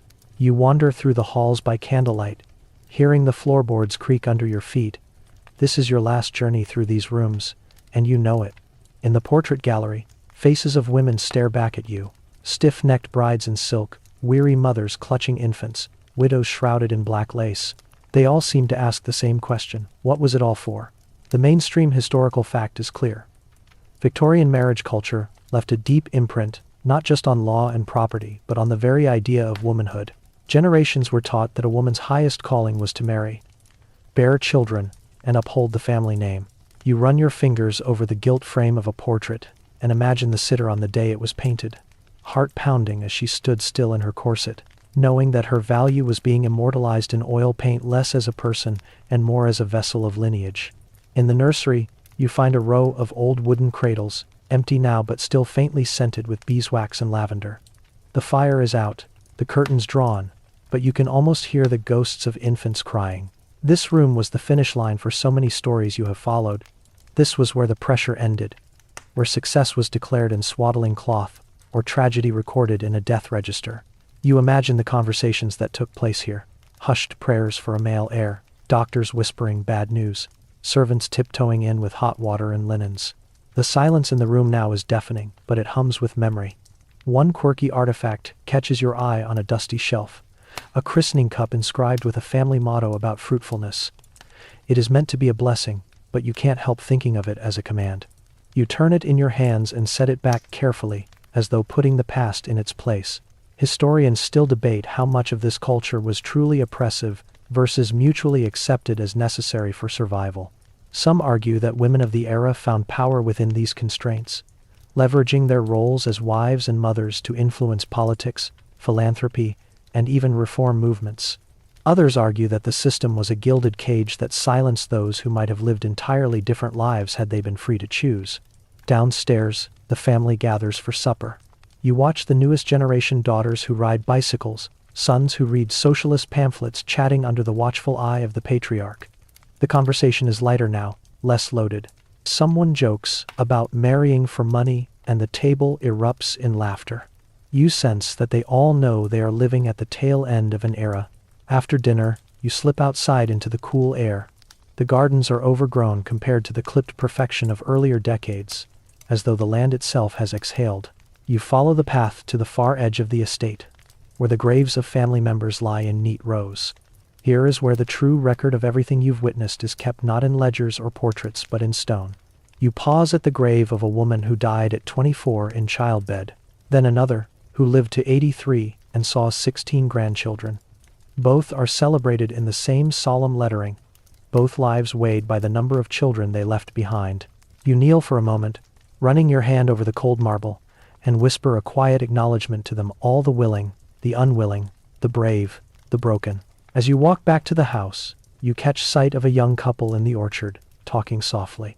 Their silhouettes are backlit by the rising moon, and you cannot hear their words, but you can see by their gestures that they are speaking of the future. Perhaps their marriage will be freer than those that came before. Perhaps they will have children, or perhaps not. The decision, for the first time in centuries, might truly be theirs. Back inside, you return to the library one last time. The family tree still hangs over the mantel, but new blank branches wait at the bottom, ready to be filled. You smile at the thought that someday, those branches might hold names chosen for love, rather than for acreage, for affection rather than alliance. The fire burns low as you settle into a chair, letting your thoughts slow.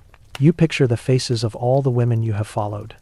The trembling debutante, the nervous country girl, the resolute widow, the reformer with her pamphlets, the wife who wept in her nursery. Their lives formed a chain that stretches from the past into the present, a chain that is slowly, link by link, being reshaped. You close your eyes and let the quiet seep into you. The house seems to sigh, its walls holding both the weight of history and the promise of change. Somewhere upstairs, a child laughs, a bright, clear sound that feels like a benediction. The night deepens. You can hear the wind in the chimney, a soft lullaby, as though the past is finally ready to sleep. The firelight grows dimmer, and you let your voice slow with it, softening each phrase until it feels like a whisper. The house fades around you, leaving only the memory of candlelight glinting on gilt frames and the distant hush of cradles long since emptied.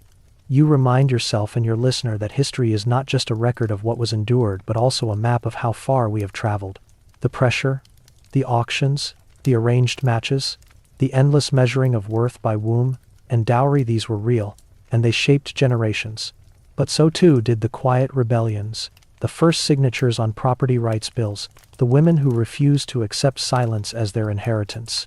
You let the imagery dissolve gently, like mist lifting from a field at dawn. The manor grows smaller, receding into the distance. The portraits close their eyes, the ledgers shut, and the nursery curtains flutter closed. For a moment, you let the listener breathe with you, long and slow, as though exhaling a century's worth of tension. And then you offer them the softest assurance that the story does not end here, that history is always being rewritten in the choices made tomorrow morning, in the daughters who dream beyond their mother's constraints, in the sons who see their wives as partners, not possessions. Your words trail off like a lullaby, leaving only a calm hum, as if the whole world has settled into rest.